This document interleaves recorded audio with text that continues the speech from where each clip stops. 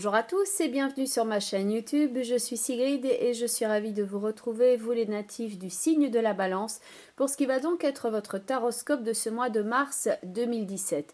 Donc ceux et celles qui sont abonnés à ma chaîne ont pu le remarquer, il n'y a pas eu de tirage effectué durant le mois de février, tout simplement parce que j'étais souffrante. Et ensuite c'était un peu tard pour mettre en ligne les vidéos, donc j'ai préféré enchaîner directement avec les vidéos du mois de mars. Quoi qu'il en soit, merci à vous qui avez pris de mes nouvelles, merci pour votre sollicitude. J'avais mis un message en ce sens sur l'onglet discussion de la chaîne, comme quoi il n'y aurait pas de vidéo, enfin soit j'expliquais un petit peu la situation. Certains ne l'ont pas vu, m'ont écrit, ont pris de mes nouvelles, donc merci à vous tous pour cela. Et donc pour ceux et celles qui découvrent, eh bien bienvenue à vous, déjà de 1. Et puis voici la façon dont je vais procéder. Donc tout d'abord un tirage effectué avec le tarot de Marseille, que vous voyez ici, le tirage est fait juste avant la vidéo. Et donc vous avez les 3 cartes principales qui sont déjà découvertes ici, les autres venant accompagner et apporter un complément d'information. Et donc ces cartes-là seront retournées au fur et à mesure de l'interprétation. Et ce tirage sera accompagné de 3 cartes d'un oracle de guidance qui s'appelle les portes de l'intuition. Et enfin une autre carte d'un autre oracle de guidance qui s'appelle le langage secret des couleurs de Ina Segal. Point de vue de votre tirage, donc le pendu est central ici, avec cette forme de balancement. Donc certains d'entre vous vont l'envisager comme une pause où on est plus en prise avec son intériorité, où on va écouter sa petite voix intérieure, on va réfléchir quant à la meilleure marche à suivre, on va poser les bases et on va voir un petit peu les choses sous un angle différent, entouré de l'empereur et de l'arcane sans nom. Et donc ce pendu est comme un sas entre ces deux énergies-ci, où on a l'empereur qui est bien campé sur ses bases dans une attitude très concrète, et l'arcane sans nom qui là effectue un grand changement et qui balaye le blocage éventuel, qui balaye ce qu'il y a devant lui pour construire quelque chose de nouveau.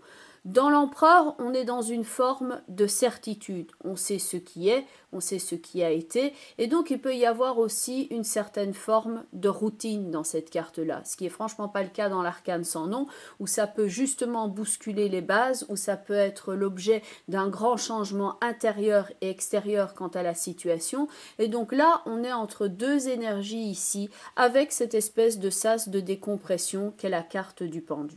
Pour certains d'entre vous, le pendu sera donc cette phase de réflexion, parce que le pendu est à la tête en bas et donc il voit les choses sous un angle différent qui vont peut-être lui permettre ici de prendre une décision de couper avec ce qui a été.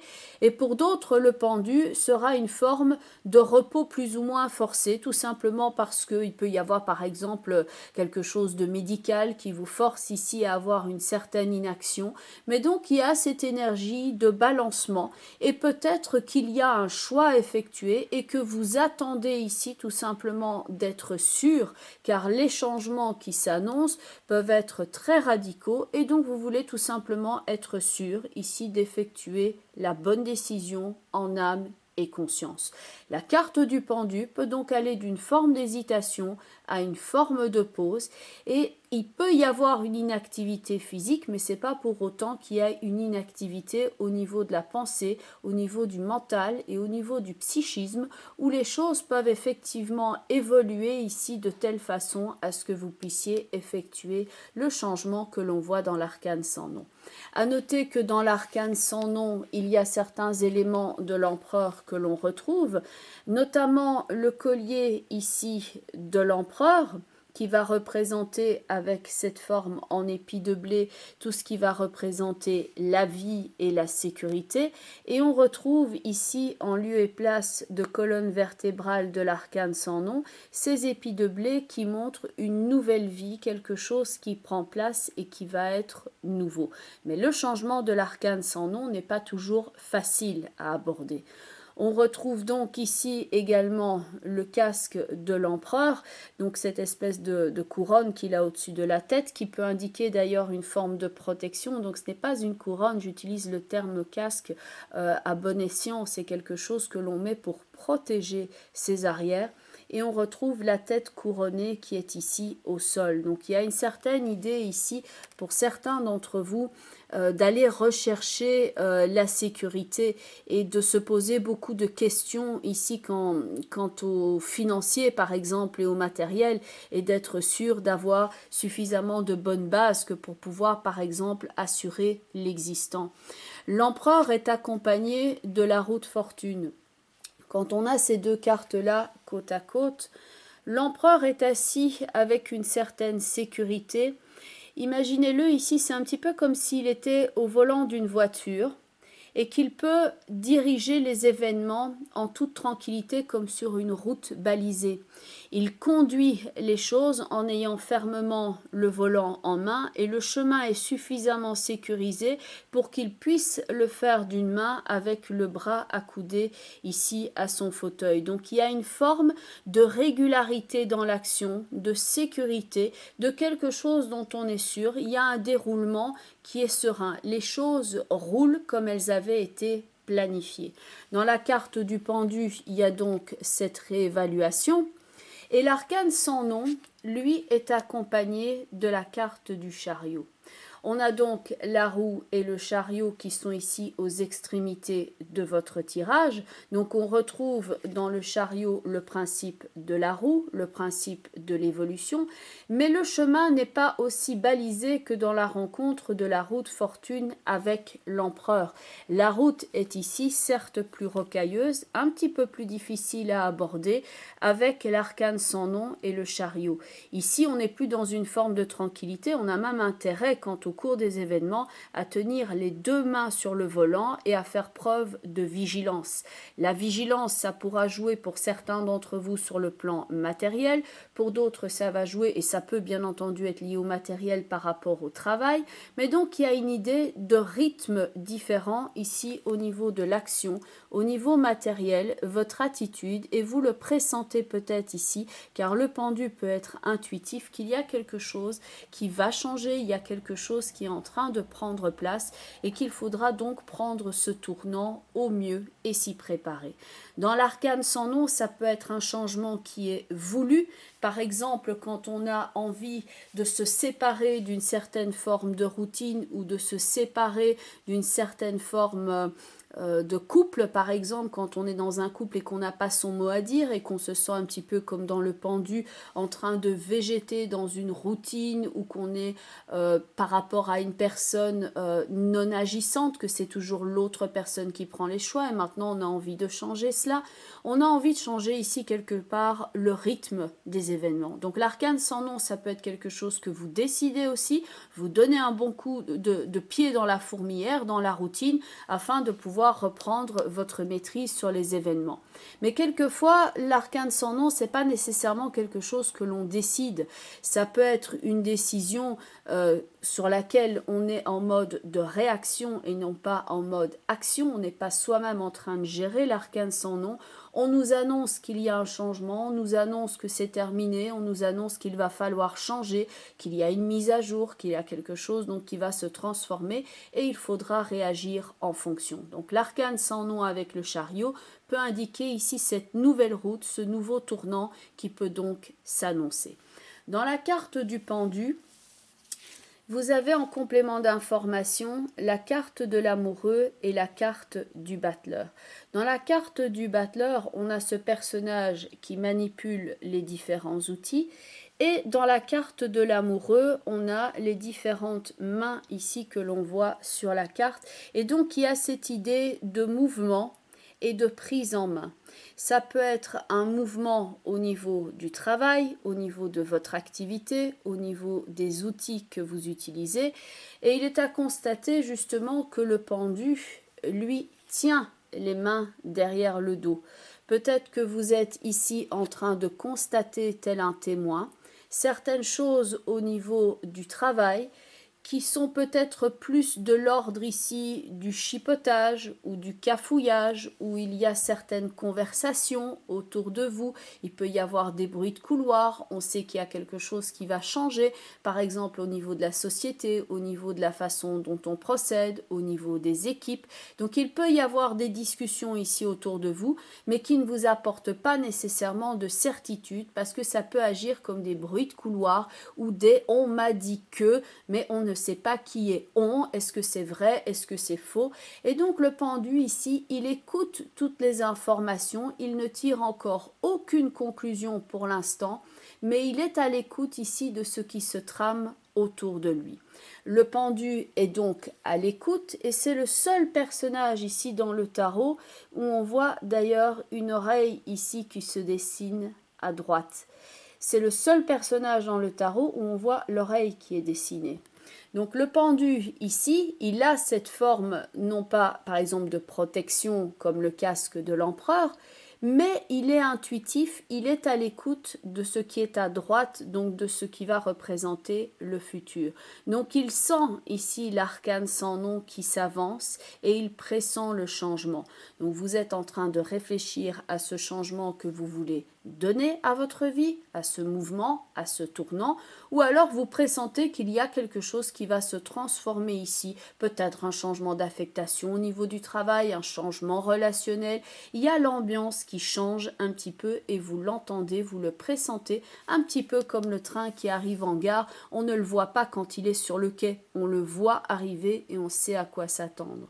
De fait, ici, les cartes qui sont tout en haut, vous avez la carte du jugement de 1 et la carte du pape de 2.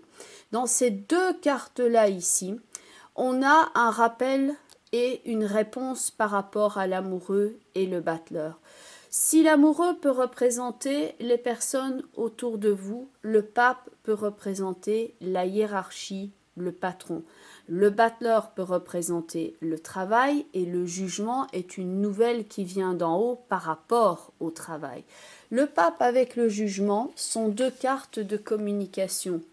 Le pape ici, par exemple par rapport aux mains que l'on voit ici un petit peu voilà, se croiser et s'entrecroiser dans la carte de l'amoureux, le pape donne une directive claire et nette. Le battleur qui peut ici être en face de l'amoureux dans une forme de chipotage, ici dans la carte du jugement, il y a une directive précise qui a été donnée. Dans le pape et le jugement, ça peut donc faire référence ici avec le pape à quelqu'un qui est donc dans le principe hiérarchique au-dessus de vous, quelque chose qui vient vous être communiqué. Pour certains d'entre vous, ça peut donc représenter la hiérarchie au niveau du travail, le patron ou l'agence d'intérim par exemple. Pour ceux qui souhaiteraient déménager, changer d'endroit, ça peut représenter l'agence immobilière qui vient vous communiquer par rapport à votre annonce. Si vous êtes ici comme le pendu éventuellement dans un état énergétique où vous êtes un petit peu plus bas au niveau de votre énergie, que vous attendez le résultat des examens, le pape avec le jugement va montrer en fait l'annonce du médecin, l'annonce du chirurgien éventuellement, bref je ne suis pas médecin mais donc ça vous verrez avec les personnes du secteur médical concerné, mais donc il y a quelque chose qui vous est annoncé. Dans l'amoureux et le battleur, on fait avec les éléments qui sont à disposition. Dans le pape et le jugement, le message passe clairement, le message est net et le pendu qui a donc cette oreille sur cette carte entend pleinement le message ici qui est dans le jugement. Pour ceux qui ont entamé une procédure, que ce soit au niveau légal, administratif, qu'ils ont effectué certaines démarches afin d'ancrer une décision, ce que l'on a dans l'empereur et la roue de fortune, et que par exemple un avocat, un notaire, une forme de jugement, quelque chose devait être statué à ce niveau-là, dans le pape et le jugement, on a ce message qui est délivré. Là, on peut avoir ici la décision, par exemple, du tribunal, la décision par rapport à un divorce, la décision par rapport à un ex, par rapport à la pension alimentaire, par exemple, ou ce genre de choses. Il y a quelque chose qui vous est communiqué.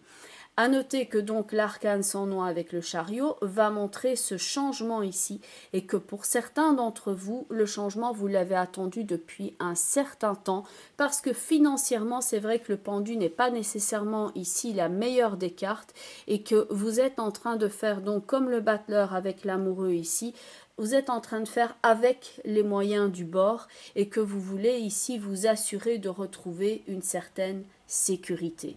Donc, point de vue maintenant de votre tirage ici, on a 3 cartes ici qui indiquent le passage à un autre état. Le jugement, le personnage sort du labyrinthe. L'arcane sans nom, c'est vrai que c'est une carte qui peut impressionner par son graphisme, mais montre le passage d'un état à l'autre et ce de façon radicale et inéluctable. Et donc la carte du chariot montre cette progression également. Alors que dans la roue de fortune, l'empereur et le pape, on est dans un cadre ici plus établi et plus connu. C'est vrai que dans ces 3 cartes-là, il y a une forme d'inconnu, surtout dans le jugement et l'arcane sans nom. On ne sait pas nécessairement vers quoi on va, mais on sait en tout cas qu'on n'a pas envie de rester éternellement dans la carte du pendu, dans cette forme de statu quo, d'hésitation, de blocage ou de sas. Il est maintenant temps de passer à autre chose. Alors les 3 cartes au niveau des portes de l'intuition. La première carte est la réponse avec donc cette ampoule qui est ici, qui fait référence d'ailleurs en quelque sorte visuellement au message avec le flash ici que l'on peut voir autour du jugement, le message que l'on ne peut ignorer. Donc il y a une forme de message intuitif déjà dans la carte du pendu, quelque chose que l'on entend dans le pape et le jugement, et donc la réponse est déjà en vous, mais il y a un moment où on connaît la réponse et il y a un moment où on l'entend vraiment et on répond à son appel et on effectue les changements en fonction. La carte de la réponse, dont le message est « Écoutez votre cœur, regardez en vous et alors tout s'éclaire ». Donc il peut y avoir un moment où on connaît la réponse, mais on n'a pas envie de l'écouter tout de suite. On le sait, mais on a besoin d'une forme de signal afin d'appliquer ce que l'on a appris, d'appliquer ce que l'on sait déjà. La forme du signal est ici dans la carte du pape avec la carte du jugement. Alors le pape peut être une personne concrète dans votre vie, telle qu'un thérapeute, un médecin, un avocat, donc tout ce qui peut passer de l'ordre administratif, mais ça peut aussi être à l'intérieur de vous, maintenant je me rends disponible pour écouter ce message. La deuxième carte, qui va donc faire référence ici au changement de plan, donc ce que je vous expliquais avec la carte du jugement, on sort d'un cadre connu, on sort d'une certaine forme de sécurité et on ose ouvrir la porte pour aller de l'avant, l'arcane sans nom avec le chariot, la mise en avant, la carte de l'ouverture, donc qui ouvre ici la fenêtre pour aller vers un autre paysage, pour quelquefois aussi sortir d'une cage dans laquelle on est en quelque sorte emprisonné. Ça peut être au niveau relationnel ou au niveau du travail, où on a l'impression d'avoir fait le tour d'une situation, où on a fait le tour d'une situation globalement, quel que soit le domaine, et maintenant on choisit de se libérer de sa cage, le passage du pendu à l'arcane sans nom, afin de retrouver son autonomie, ce que l'on a dans la carte du chariot, qui est donc une cohésion corps, âme et esprit. Point de vue maintenant de la carte de l'ouverture, son message est « S'ouvrir à l'amour et au non-jugement transforme tout ». Donc pas de culpabilité ici à voir, ce que l'on a quelquefois avec la carte du pendu, mais certainement le fait de prendre ses responsabilités et d'agir en fonction au mieux de ses possibilités bien entendu. Et la troisième carte est la carte ici avec cet envol, donc le fait d'ouvrir la porte et de prendre son envol même si on ne sait pas vers quoi on se dirige. L'oiseau se libère ici et se dirige dans le ciel qu'il ne connaît pas encore nécessairement, mais il ose sortir de sa cage. Il sort de la pièce, de l'endroit dans lequel il était éventuellement emprisonné Et maintenant, il prend son envol dans la carte ici qui s'appelle l'attente. Donc, il y a peut-être certaines choses qui sont effectivement en attente ici pour l'instant. Le temps peut-être pour vous de prendre la meilleure décision en âme et en connaissance de cause. La carte de l'attente dont le message est « Vouloir les choses intensément et sans impatience, c'est la clé de votre réussite. » Et enfin, la carte couleur est la carte de la couleur pourpre. Stimuler votre clarté mentale. Pour avoir une meilleure cohésion ici, corps, âme et esprit, ce que l'on a donc dans la carte du chariot, il y aura certes des changements auxquels il faudra faire face ou des changements qu'il va falloir appliquer. On a le message qui peut être entendu dans la carte du pendu et on a le message qui est délivré ici dans la carte du pape et la carte du jugement. Donc un message, un enseignement, quelque chose ici qui stimule vos idées et votre clarté mentale. La couleur pourpre stimule la vue, l'audition, et elle rétablit aussi l'odorat, le fait de sentir les événements arriver. Elle va vous aider aussi à éliminer les complexes que l'on peut avoir, le sentiment de négativisme ou de culpabilité, et elle peut également être utile pour les personnes qui souffrent de rhumatisme et autres douleurs en favorisant la guérison des os, que l'on voit donc dans l'arcane sans nom, et en soulageant les inflammations. La couleur pourpre donc que vous pouvez utiliser en vêtements, en collier, ça c'est vous qui voyez, il peut y avoir des pierres aussi de cette couleur-là, comme l'améthyste par exemple, mais donc la couleur pourpre c'est surtout à utiliser en visualisation, ici par exemple dans des exercices de méditation. Bien entendu, on est ici dans le cadre d'un tirage global. Donc pour avoir une meilleure vision, un meilleur panorama, ce que vous pouvez faire, c'est regarder la vidéo qui correspond à votre signe ascendant, d'une part, ainsi que la vidéo qui correspond au positionnement en signe de la Lune dans votre thème astrologique de naissance. Mais ceci dit, on est dans le cadre d'un tirage global, donc il peut y avoir ici quelque chose de spécifique qui vous concerne, vous, natif du signe de la Balance, mais que cela ne concerne pas nécessairement la majorité des personnes du signe de la Balance et que vous ne retrouviez pas cette situation-là dans le tirage. Il y a des questionnements qui sont plus à même d'être répondus dans le cadre d'un tirage spécifique dans une consultation privée. Si vous souhaitez me contacter, je mets toutes les informations en bas de la vidéo.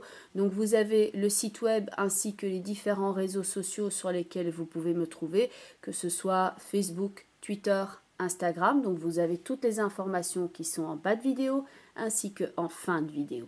Je vous remercie en tout cas pour votre écoute attentive et puis aussi pour votre sollicitude pour ceux qui avaient demandé de mes nouvelles. Je vais très bien maintenant, donc tout va très bien. Donc là, je vais revenir régulièrement pour les tirages. Je vous souhaite un beau mois de mars et puis je vous dis à très bientôt. Bye bye les balances et prenez bien soin de vous.